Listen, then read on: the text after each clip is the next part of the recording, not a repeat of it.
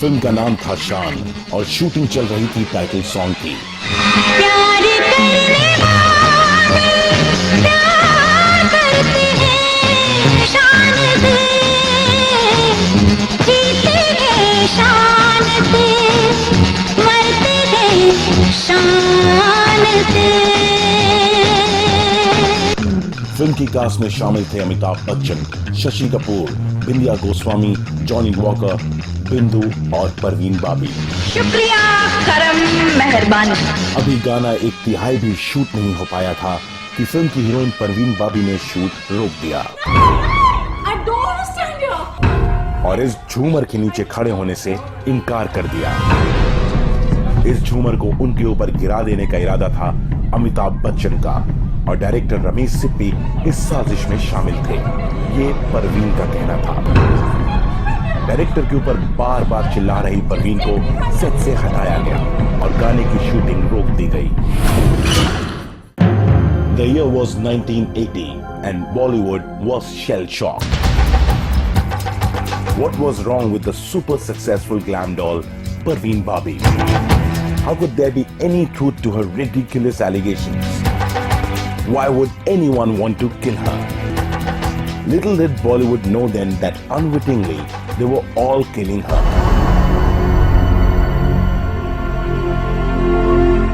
Because Parveen Babi, the small town girl from Junagadh who had come and conquered the bright lights of Bollywood, was extremely lonely at the top. The arc lights, the grease paint, the stardom and the transients were her biggest enemies in the garb of success.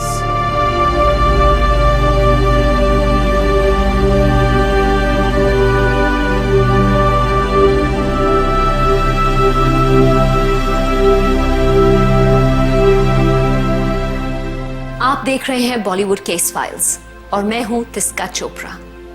Parveen Babi, a sad ailment and a very lonely end, which only proves that there's an ugly side to being rich and famous. But that's not how it all began for this beautiful girl who starred in her first film Charitra with ex-cricketer Salim Durrani. Parveen अभी Ahmedabad university में पढ़ाई कर रही थीं जब उन पर फिल्मकार बी.आर. इशारा की नजर पड़ी। See, when I saw her, she was in mini skirt and a Charminar का cigarette उसके मुंह में था. That is how I saw first visual of her, which I remember was that.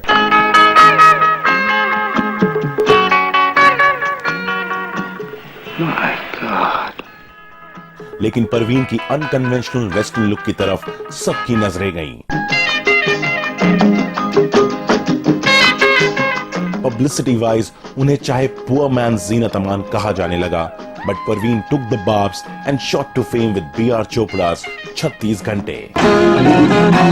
चुप हो आज कहो क्या है बात जरा बोलो ना। Parveen Babi, like Zeenat Aman, had a very westernized look और ये बहुत अलग था from the heroines who were successful at the time, who had been successful before then. Sort of, she was, I think, unapologetic about her sexuality, about how sensuous she was. Parveen not only cemented herself as a star, but also cemented herself to the very stylish Danny Denzongpa. धुएं की लकीर के sets पे शुरू हुआ इनका affair 36 घंटे के सेट्स पर सर चढ़कर बोला। And out it was in the papers. चाहे ये अफेयर कुछ ही समय तक चला, लेकिन उस दौरान चर्चा का टॉपिक बना रहा। But her first affair in Bombay almost outlined what she was to follow in most subsequent relationships. Danny went on to romance the likes of a starlet called Kim. इस ब्रेकअप ने बाबी को काफी दर्द पहुंचाया, लेकिन दर्द को बाबी अंदर ही समेट गई। In fact, she joined Danny's group of friends consisting of Kabir Bedi, Pratima Bedi and Mahesh Bhatt and began to live the Western influenced bohemian lifestyle. Even now there is a great sort of folklore that has built around जो जुहू का gang था जहाँ कबीर बेदी थे and Pratima was there and of course Mahesh Bhatt, and I think they lived out this sort of whole scene of the 70s and the 60s.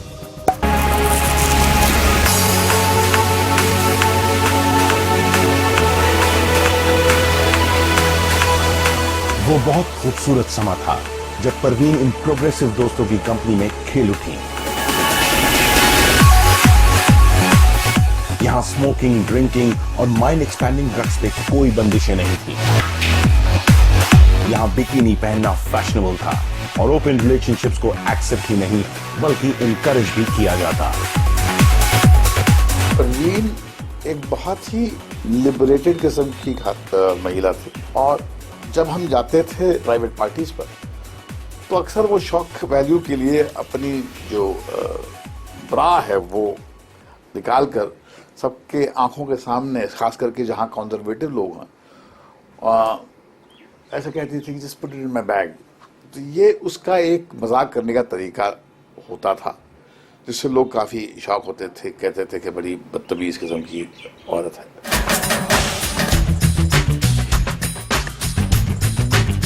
It was in this group of friends that Parveen hit it off very well with the debonair Kabir Bedi.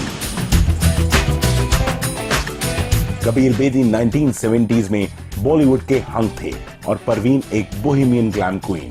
और उस वक्त कबीर अपनी wife प्रतिमा बेदी और बच्चे सिद्धार्थ और पूजा से separation भी चाह रहे थे। शुरुआत हुई एक हॉट अफेयर की और ये दोनों 3 साल तक साथ भी रहे। She had a live-in relationship with 2 or 3 people, and there were photo sessions in magazines of that time, and she openly talked about it.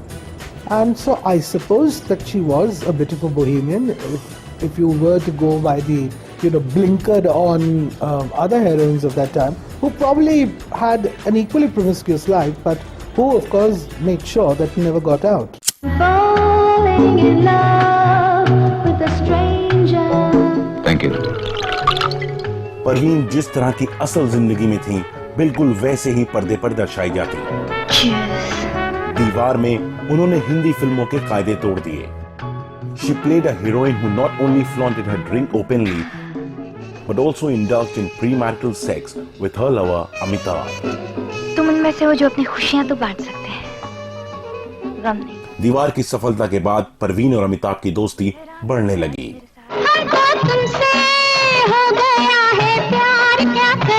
The pair was so loved and noticed on screen that it didn't come as a surprise when media started linking them romantically. चाहे परवीन ने कभी भी ये जाहिर नहीं होने दिया, पर वो हमेशा अमिताभ की ही बातें करती, उनका पर्सोना, उनकी स्क्रीन प्रेजेंस या फिर उनका सभ्य रवैया। I suspect there was something like that.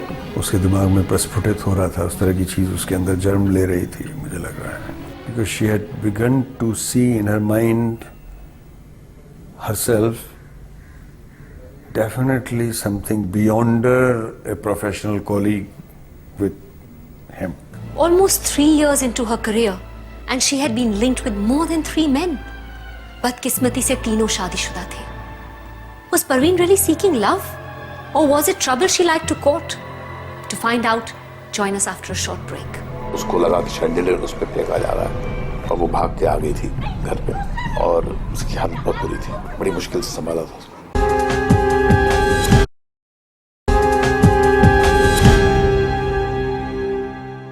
Welcome back to Bollywood case files, जहां हम बात कर रहे हैं परवीन बाबी की, एक ऐसी स्टार जिनकी तमाम जिंदगी में कंट्रोवर्सी उनका हमसाया रही। जब परवीन ने इंडस्ट्री में पहली बार कदम रखा तो उन्हें एक लस्ट ब्रांड एक्ट्रेस और सिडक्ट्रेस की तरह पेश किया गया, both on end of screen. Parveen had her own issues. उनका शादीशुदा लोगों की तरफ झुकाव था, चाहे वो कबीर बेदी हो या डैनी डिंजोंगपा या फिर आगे आने वाले कई और। But while she flitted from party to party and person to person, very few people knew the real Parveen. Because under the very fun-loving and devil-may-care exterior was a very conservative and emotional interior. अंग्रेजी में कहती हूँ कि I love you, Gujarati में बोलूँ तने प्रेम करूँ छो छो छो, बंगाली में कहती हूँ अमिताभ के भालोबासी और पंजाबी में कहती हूँ। The romantic angle between Parveen Babi and Amitabh Bachchan, even after 3 successful films, was just an innuendo. इसको तब सीरियसली लिया गया जब दोनों ने एक के बाद एक फिल्में साइन कर ली, काला पत्थर, सुहाग और शान भी। सर, आपका इटली से कॉल है। हेलो। वहीं दूसरी तरफ परवीन के बॉयफ्रेंड कबीर का करियर इंडिया में बिल्कुल भी नहीं चल रहा था और वो इटली के लिए रवाना हो गए एक $multi-million सीरियल सैंडोकान में काम करने के लिए। अब कि मैं यूरोप गया तो पता नहीं लौट सकूं या ना लौट सकूं। बॉम्बे में अकेली परवीन अमिताभ को लेकर मीडिया की रिपोर्ट से दिन ब दिन परेशान हो रही थी। But this emotional gypsy in trying to get the point across put her career on the back burner and left at her professional peak to join Kabir in Italy. Industry में खासतौर पर जब डिफरेंट हीरोज के साथ आप काम करते हैं तो you carry the politics of one set to another and you have to strike a balance. She was fundamentally a very simple girl. She was, वो मुझे हमेशा बहुत यूरोपियन लगती थी. I think she was more in that mould. तो ये जो striking the balance जो हर वक्त हर घड़ी चलता था, शायद it was very heavy on her too. However, her desperate need to believe in love failed. Europe में दोनों के बीच अनबन होने लगी. There were stories about Parveen being pregnant with Kabir's child and her subsequent abortion. Though she gave her all to save this relationship, very soon this too broke. And so did Parveen from inside. Reportedly, she was spied one night on the streets of a drizzly London kicking an empty Coke can. One Indian who reportedly saw the sight went on court saying that if she had ever come face to face with a truly sad and deranged human being, it was Parveen Babi. The breakup was in many ways a turning point in Parveen's life. She returned to India and to the film industry. इस बार वो अपने आप को कुछ prove करना चाहती थी. जिंदगी में पहली बार परवीन बिल्कुल अकेली थी. Left to fend, defend and to provide for herself. गम को दबाने के लिए उन्होंने अपने करियर को अपना प्राइम फोकस बना लिया. वो सही मायनों में एम्बिशियस हो गई थी. खुशकिस्मती से परवीन वक्त पर लौटी थी. उन्होंने बहुत ही कम समय में अपने डूबते हुए करियर को संभाल लिया.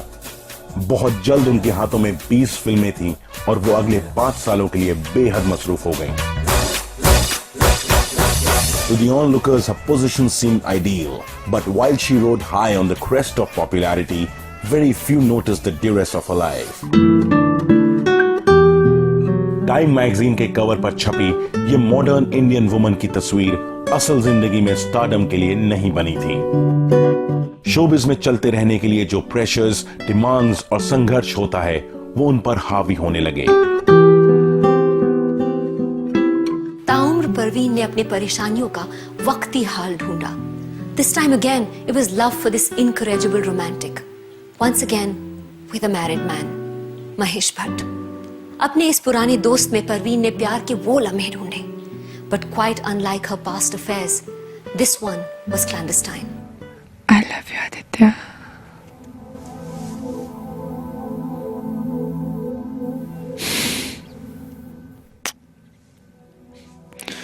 Shit, it's 4:30. पता नहीं अभी टैक्सी भी मिलेगी या नहीं.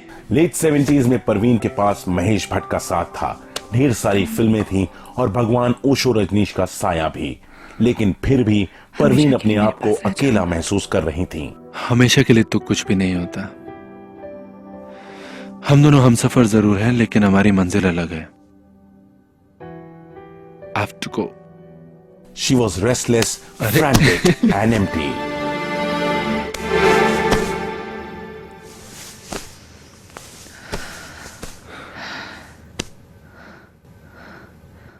Go. Leave. तुम्हारे जाने के बाद तुम्हारी कही हुई बातों पे गौर करूंगी. Persistent nightmares pointed to a disturbed state of mind. Sadly, no one, not even Parveen herself, recognized these warning signs. Because it was just the beginning of her sickness. एक दिन परवीन अपने मेकअप रूम में बैठी थी और उन्हें लगा कि अचानक उनके चेहरे का नूर गायब हो गया है.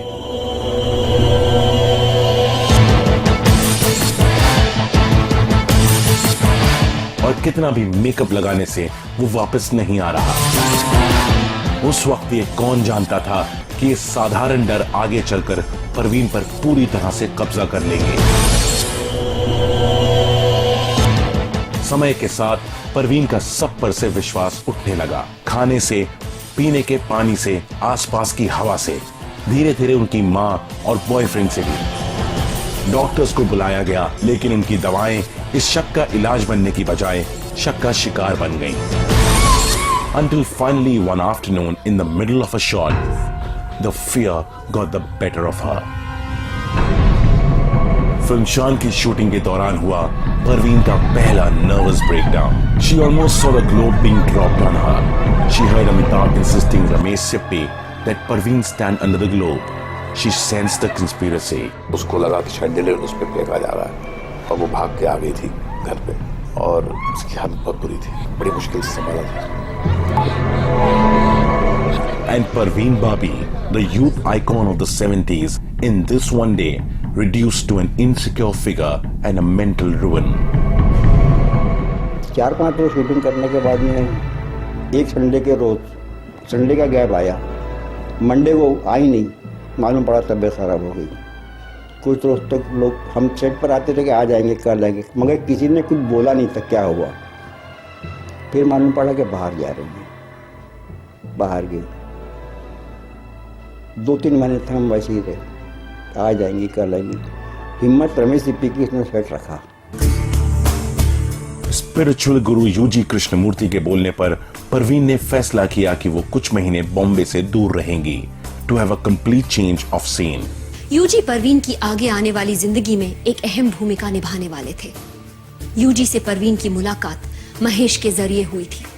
ये तीनों एक साथ काफी वक्त बिताया करते थे, यहाँ तक कि एक बार छुट्टियां बिताने तीनों स्विट्जरलैंड साथ भी गए थे। यही गहरी दोस्ती यूजी पर परवीन के बेइंतहा भरोसे की वजह थी। At this point in time, Yuji seemed like the only man who could help the devastated actress. Would Yuji be able to win the trust of a girl who trusted no one else in the whole wide world? To find out, keep watching Bollywood Case Files. She had come back into the industry with serious determination that she has to now prove to be a total professional.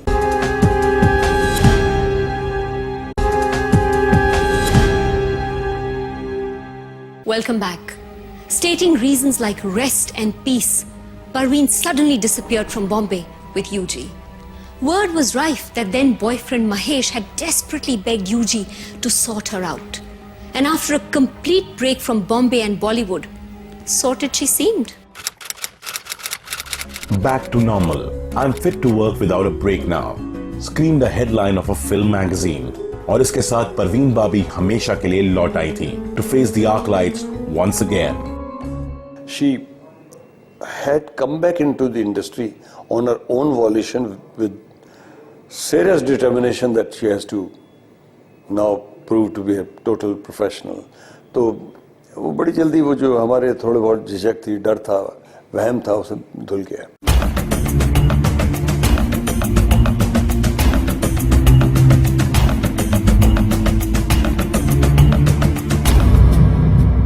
This time, however, the pressure to get back to work had started to mount from the producer's side as well. उन्हें खोए वक्त की कमी पूरी करनी थी। Pressures का सामना करने के लिए परवीन ने रेगुलरली दवाएं ली, डॉक्टर्स को कंसल्ट किया और कुछ समय तक she put up a very good show.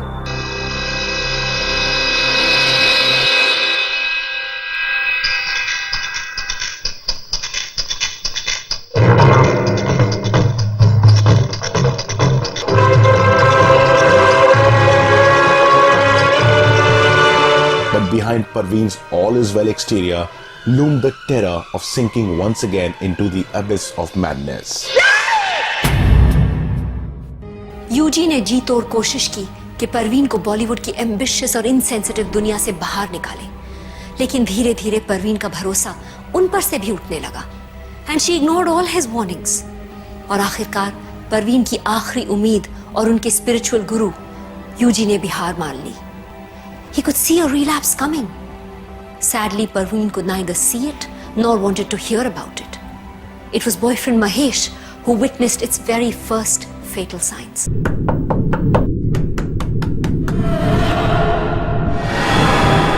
एक शाम जब महेश परवीन के घर गए तो उन्हें एक कोने में छुपकर बैठी हुई पाया। हाथ में चाकू था और डर के मारे वो कांप रही थी। महेश को देखते ही वो धीरे से बोली, "Close the door, Mahesh. They're coming to kill us." But it is so believed that she had schizophrenia running in her family, and a little bit of paranoia, a little bit of insecurity, and a certain sense of imbalance which comes with a very highly volatile profession like being a film star. Doesn't she know कि कितना मुश्किल काम है अपना brand बना के रखना इस इंडस्ट्री में? अरे दुनिया भर का पैसा और वक्त लगाया हमने उसके पीछे। Get out of the office. I will sue her. I will drag her to court, Nikhil. I will drag her to court. दूसरी तरफ परवीन के प्रोड्यूसर्स काफी अग्रेसिव होने लगे। उन्हें लगा कि वो काम न करने के बहाने ढूंढ रही हैं। कुछ लोगों ने तो कोर्ट केसेस भी फाइल कर दिए।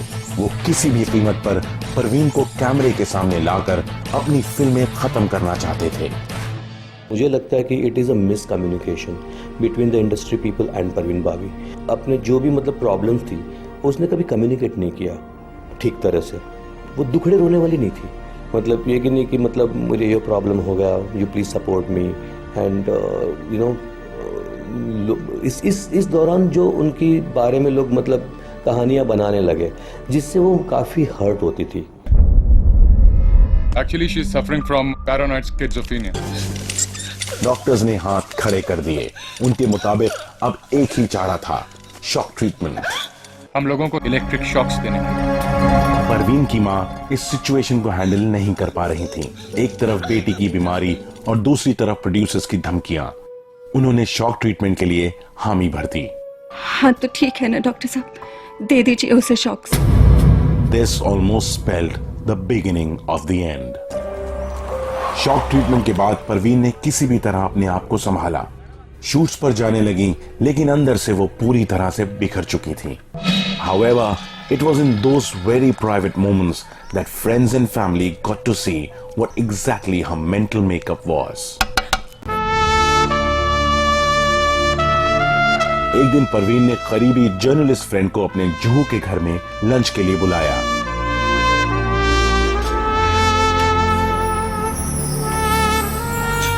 उसने अचानक अपना प्लेट अपनी फ्रेंड की तरफ बढ़ा दिया और उनको खाना चखने के लिए बोला।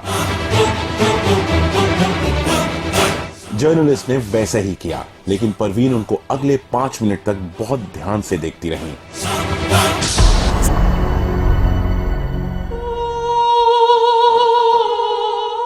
जब जर्नलिस्ट ने इसकी वजह पूछी तो परवीन ने कहा कि लोग उसे मारना चाहते हैं।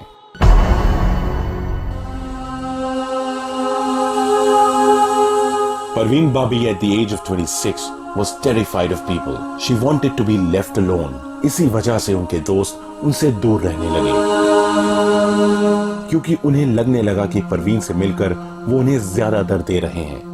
इस सुपरस्टार की जिंदगी की ट्रेजेडी देखिए। जिन सच्चे दोस्तों को वो अपने आप से अलग कर रही थी, वो वही लोग थे जो उन्हें बचा सकते थे।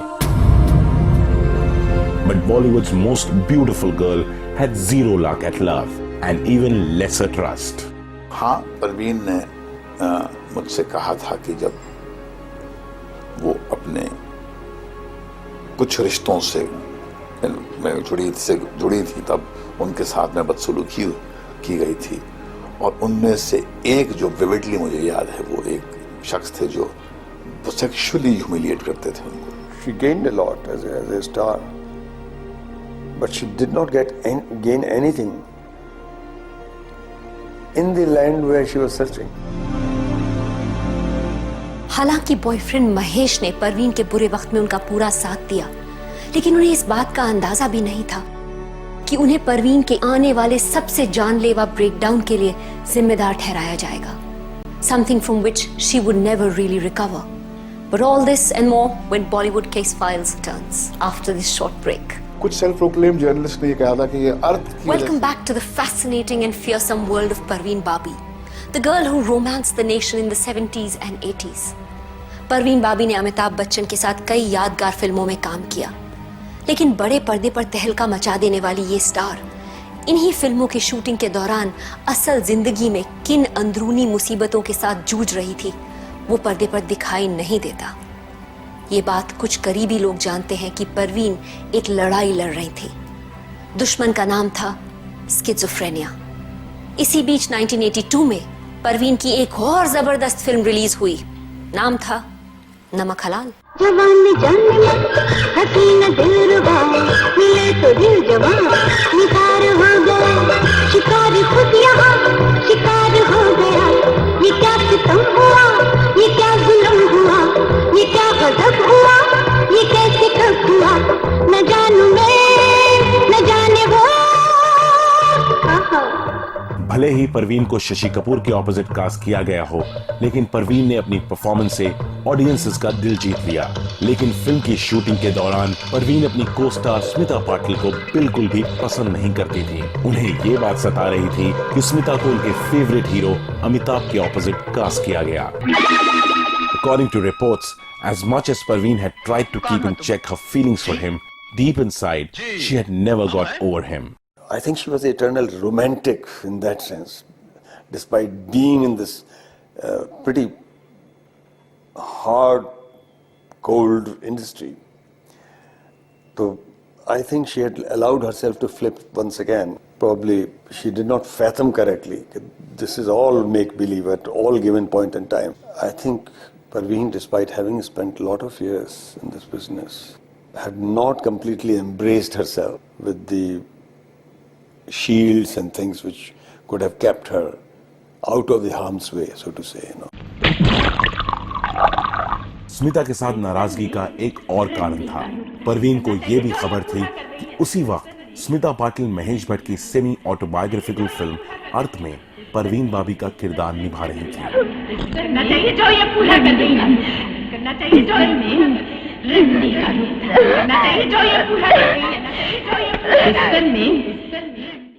नमक हलाल और अर्थ दोनों ही फिल्में हाउसफुल ओपन हुई और दोनों ही सुपर हिट भी साबित हुई। Ironically, Parveen Babi the actress and Parveen Babi the person both were big hits in 82. However, it was Parveen Babi the person who was completely disillusioned with Mahesh Bhatt's film Arth.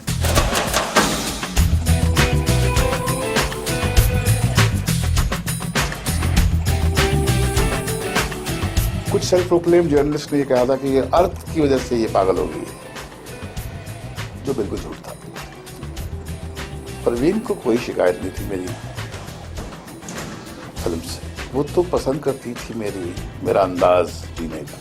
अगर किसी औरत को मेरे अंदाज जीने का अंदाज पसंद था, उसको पसंद था, वही तो वजह थी जिसकी वजह से वो मेरे तरफ खींची चली आई कि एक ऐसा व्यक्ति जो अपनी चाल चलता है। Whatever the nature of Parveen Babi and Mahesh Bhatt's relationship was, Arth reportedly managed to push Parveen over the edge. Professional front पर भी परवीन ने अपने करियर को लंबा खींचने की नाकामयाब कोशिश की। वो फैग एंड तक पहुंच चुकी थी। अगर इस वक्त उन्हें कुछ एक्साइट कर रहा था तो वो था एक great world tour with none other than Amitabh Bachchan. I will say guardedly about one particular thing कि फाइनली जब वो एक टूर पे जा रही थी, एक बहुत बड़े स्टार के साथ एक कॉन्सर्ट पे जा रही थी, तो उस शाम मेरी उससे बात हुई थी। उसका एक्साइटमेंट एक बच्ची जैसा था। I could feel that she was looking forward to a tour which will probably a rebonding kind of a thing with someone, which probably it did not happen because it was destined not to happen, which she realized when she was abroad. And यकीनन जिस तरह की उसकी मनस्थिति थी उसमें it wouldn't have been unfathomable कि वो shattered हो गई होगी, and that's what probably happened to her. She lost her marbles. It may have been the fact that all her projects were flopping that made Parveen pack her bags for the States, or it could have been to settle other personal issues. वजह जो भी हो, लेकिन 30 जुलाई 1983 के दिन परवीन ने मुंबई को एक बार फिर अलविदा कहा। अपनी फैमिली, फ्रेंड्स, रिलेटिव्स, अपना करियर और बाकी सब कुछ पीछे छोड़कर वो चली गईं। For the first time in my life, I'm finished, done with it all. My fame, my success, my identity as an actress, and my own life.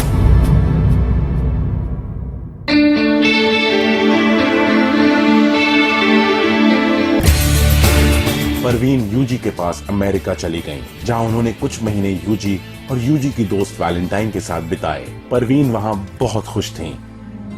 She spent time doing daily chores like cleaning, cooking, watering plants, etc. According to her, those were the most secure, peaceful and happy days of her life. Parveen का basically उसके film से जब भी उनकी exit हुई, मतलब suddenly उनकी exit हुई, जिनका कोई रीज़न के लिए काफ़ी रूमर्स चर्चा में रहती थी हमेशा।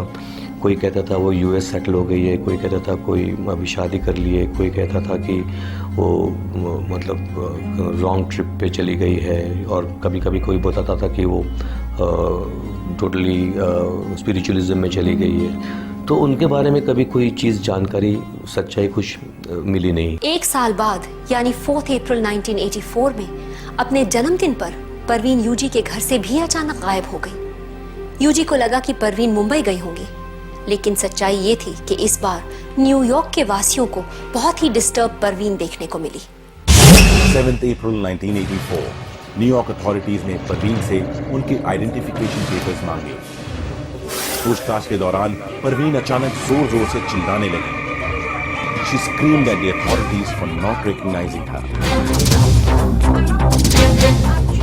Fact is, they did. Parveen को हैंडकफ किया गया। काबू में ना आने पर उन्हें एंकल कफ भी किया गया।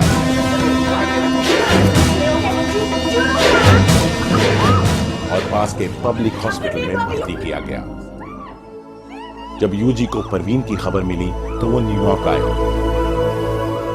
परवीन को उन्होंने एक मेंटल हॉस्पिटल में 30 अलग मेंटली चैलेंज लोगों के साथ देखा। इंडियन काउंसिल जनरल की मदद से यूजी ने परवीन को उस मेंटल असाइलम से निकाला। They say there's no business like show business. Glamour industry और यहाँ आकर अपनी किस्मत आजमाने वाले लोगों का रिश्ता कुछ शमा और परवाने जैसा होता है। ये चकाचौंध उनको अपनी तरफ आकर्षित तो काफी करती है, लेकिन इसकी रोशनी में वो धीमे धीमे जलने लगते हैं। लेकिन एक बात तो तय है, इस चकाचौंध से बाहर निकलना नामुमकिन के बराबर है। क्या परवीन बाबी अपने आप को फिल्म इंडस्ट्री से हमेशा के लिए जुदा कर पाई? The efforts of a lovely woman to hang on to the last shreds of her dignity will all be exposed when Bollywood Case Files returns. I think she was fairly cut off, and she was also unwell. And if you're not working together, if people don't need you, then yes, you are forgotten. Welcome back to Bollywood Case Files. जब 1983 में परवीन बाबी अचानक गायब हो गई थी, it was as if she had stayed away in a big black hole for almost a decade.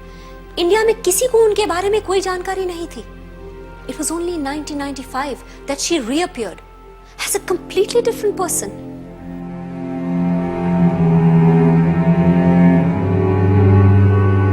The bloated Barbie was barely recognizable. She was just a shadow of a former glamorous self. Industry के लोग और उनके million fans इस नई परवीन को देखकर हैरान हो गए। जब भी मैं उनको मिला तो मैंने सबसे पहले उनको क्वेश्चन ये पूछा कि Parveen, why don't you come back to your shape and get back to the industry? Still the industry can welcome you. बोला, but no, I left that route long time ago. It was a very strange sight in her apartment. There were sheafs of papers, cyclo-style papers, and she was putting them in page bundles, making several copies, and she was going on talking to me and telling me how she's going to expose someone and she's going to help the world get rid of a big evil. She had become a very embittered, suspicious person, which was completely different than what I had seen earlier. I think she was ill, very ill. शुरुआत में ऐसा लगा कि वो बस एक ही मकसद से बॉम्बे आई हैं, to completely destroy the life of an actor that she made the maximum number of hits with, Amitabh Bachchan. Parveen ने क्लेम किया कि परवीन एक इंटरनेशनल कंस्पिरेसी का टारगेट है, जिसके पीछे अमिताभ बच्चन का हाथ है। She showed me, यहाँ देखो माइक्रोफोन लगा हुआ है, ये लगा हुआ है मेरे यहाँ। Darling, you don't know what these people look, see here। तो मैं यहाँ पे दिखलाया, that was her वहम. अपनी जिंदगी के आखिरी 4 सालों में परवीन ने अपने घर आने वाले हर फोन कॉल को रिकॉर्ड किया. कॉलर को पहले से ही इन्फॉर्म कर देती थी वो कि वो उनके कॉल्स रिकॉर्ड करने वाली है.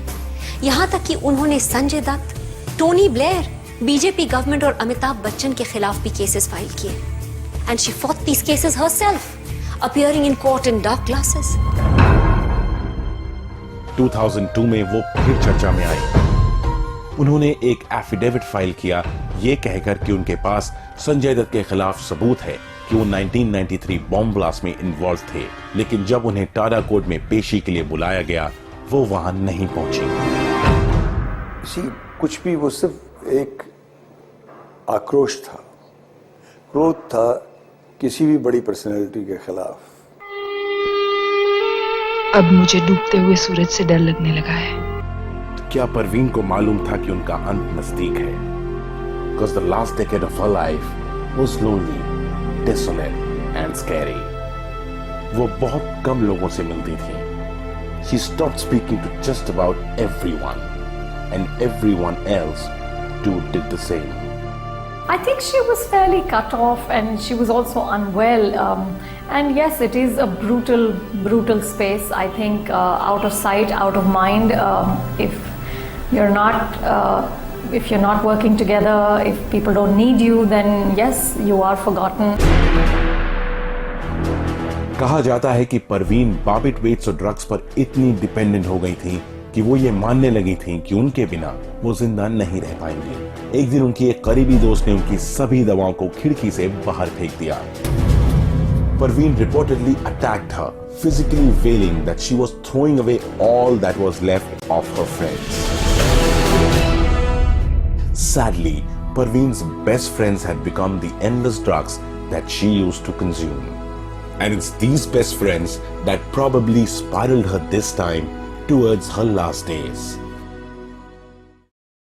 January 21st, 2005 के दिन परवीन की बिल्डिंग में रहने वाले लोगों का एक अजीब चीज पर ध्यान गया. न्यूज़पेपर्स और दूध की बोतलें परवीन के घर के दरवाजे पर 3 दिन से जमा हो रही थीं. लोगों ने उनका दरवाजा खटखटाया तो कोई जवाब नहीं मिला. शक होने पर उन्होंने दरवाजा तोड़ दिया. Parveen was found lying on her bed without a heartbeat. उनकी हालत थी वो काफ़ी बॉडी डिकम्पोज हालत मिली थी. ऐसा लग रहा था कि कम से कम 1.5 से 2 दिन पहले उनकी मौत हुई हो. परवीन की लाश को कूपर हॉस्पिटल ले जाया गया. कुछ ही समय में फिल्म इंडस्ट्री और पूरे देश को खबर हो गई. लेकिन काफी समय तक तो लाश को क्लीन करने वाला भी नहीं मिल पाया. When I went to the morgue, मैं ये सोच के गया था, मैंने अपने ड्राइवर से कह दिया था कि देख तेरा संभाल के करना, बड़ी गाड़ियाँ होंगी, बहुत भीड़ होगी, लोग होंगे बहुत. I was sure in my mind because NDTV has interviewed me. फोनो किया है, ये किया है, तो लोग तो बहुत होंगे. I was in for a shock. There's nobody there. One of the biggest stars during her heydays, Parveen had the most inconspicuous funerals of all times. There was hardly anyone to shed tears. It seemed as if it's just a heartbeat that died that day. Socially, she was long dead.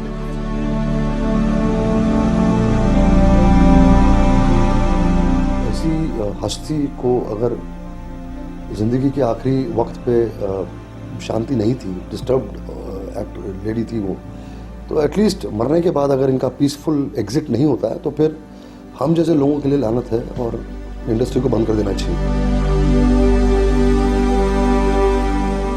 If there is an equivalent in India of the Marilyn Monroe tragedy, it is Parveen Babi. She had entertained millions while she illuminated the screen with her glorious presence. She had made millions for the filmmakers who had cast her. Parveen Babi के पास सब कुछ था. Stardom, fame, paisa, matchless beauty, and many men. But the one thing she never had was a sense of fulfillment. Some say it was the traumatic love affairs and the chaotic breakups. Others say it was the pressures of stardom. And many others say it was the pretentious nature of the glamour world that she belonged to. I think she was a very lonely girl, very lonely. None of her relationships come to fruition in real sense. मुझे कई दफ़े लगता है कि this girl would have been just very happy if she had found a very simple, ordinary man a director, or even a struggling actor who was not on the make, who was just a simple, ordinary human being, who loved her. रात बाकी बात बाकी